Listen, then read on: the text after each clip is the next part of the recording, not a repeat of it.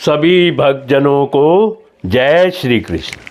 श्री ब्रह्मा जी ने कहा, देवताओं, जिस समय सनकादि मुनि विश्व गुरु श्री हरि के निवास स्थान संपूर्ण लोकों के वंदनीय और श्रेष्ठ देवताओं के विचित्र विमानों से विभूषित उस परम दिव्य और अद्भुत वैकुंठ धाम में अपने योग बल से पहुँचे, तब उन्हें बड़ा ही आनंद हुआ।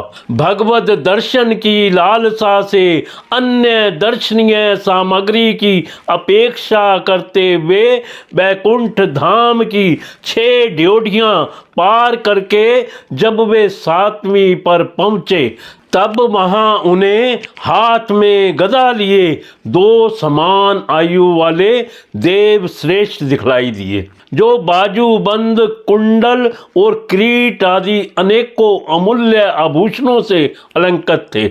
उनकी 4 श्यामल भुजाओं के बीच में मतवाले मकुटों से गुंजायमान वनमाला सुशोभित थी तथा बांकी भौहें पकड़ते हुए नासिका रंध्र और अरुण नयनों के कारण उनके चेहरे पर कुछ श्रोम के से चिन्ह दिखाई दे रहे थे। उनके इस प्रकार देखते रहने पर भी वे मुनिगण उनसे बिना कुछ पूछताछ किए जैसे स्वर्ण और व्रजमय किवाड़ों से युक्त पहली 6 ड्योढ़ियां लांघ कर आए थे, उसी प्रकार उनके द्वार में भी घुस गए। उनकी दृष्टि तो सर्वत्र समान थी और वे निशंक होकर सर्वत्र बिना किसी रोक टोक के विचरते थे। वे चारों कुमार पूर्ण तत्वज्ञ थे तथा ब्रह्मा की सृष्टि में आयु में सबसे बड़े होने पर भी देखने में 5 वर्ष के बालकों से जान पड़ते थे और दिगंबर वृत्ति से नंग धड़ंग रहते थे। उन्हें इस प्रकार निसंकोच रूप से भीतर जाते देख उन द्वारपालों ने भगवान के शील स्वभाव के विपरीत सनकादि के तेज की हंसी उड़ाते हुए उन्हें बैंत अड़ा कर रोक दिया। यद्यपि वे ऐसे दुर्व्यवहार के योग्य नहीं थे।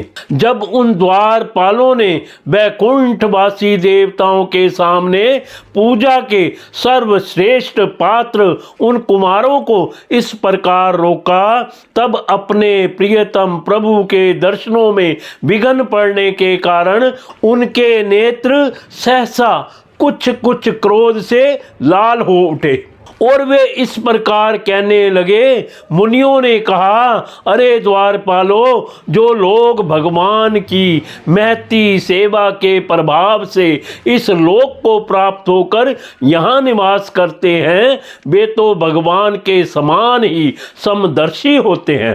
तुम दोनों भी उन्हीं में से हो, किंतु तुम्हारे स्वभाव में यह विषमता क्यों है? भगवान तो परम शांत स्वभाव है, उन्हें किसी से विरोध भी नहीं है, फिर यहाँ ऐसा कौन है जिस पर शंका की जा सके? तुम स्वयं कपटी हो, इसी से अपने ही समान दूसरों पर शंका करते हो। भगवान के उदर में यह सारा ब्रह्मांड स्थित है, इसीलिए यहाँ रहने वाले ज्ञानी जन सर्वात्मा श्री हरि से अपना कोई भेद नहीं देखते, बल्कि महाकाश में घटाकाश की भांति उनमें अपना अंतर्भाव देखते हैं। तुम तो देव रूपी धारी हो, फिर भी तुम्हें ऐसा क्या दिखाई देता है जिससे तुमने भगवान के साथ कुछ भेदभाव के कारण होने वाले भय की कल्पना कर ली?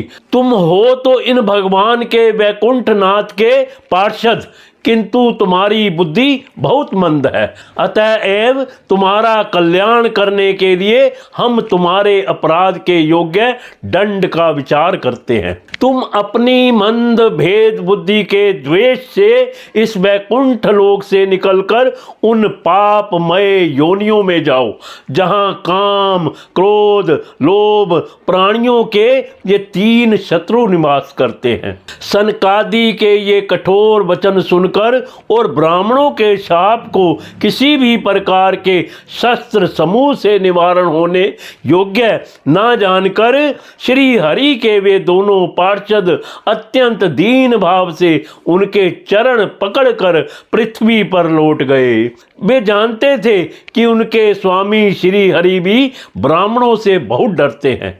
फिर उन्होंने अत्यंत आतुर होकर कहा, भगवान, हम अवश्य अपराधी हैं, अतः आपने हमें जो दंड दिया है वह उचित ही है और वह हमें मिलना ही चाहिए। हमने भगवान का अभिप्राय ना समझकर उनकी आज्ञा का उल्लंघन किया है। इससे हमें जो पाप लगा है वह आपके दिए हुए दंड से सर्वथा धुल जाएगा। किंतु हमारी इस दुर्दशा का विचार करके यदि करुणावश आपको थोड़ा सा भी अनुपात हो तो ऐसी कृपा कीजिए कि जिससे उन अधमाधम योनियों में जाने पर भी हमें भगवत स्मृति को नष्ट करने वाला मोह ना प्राप्त हो। इधर जब साधु जनों के हृदय धन भगवान कमल नाभ को मालूम हुआ कि मेरे द्वारपालों ने सनकादि साधुओं का अनादर किया है, तब वे लक्ष्मी जी के सहित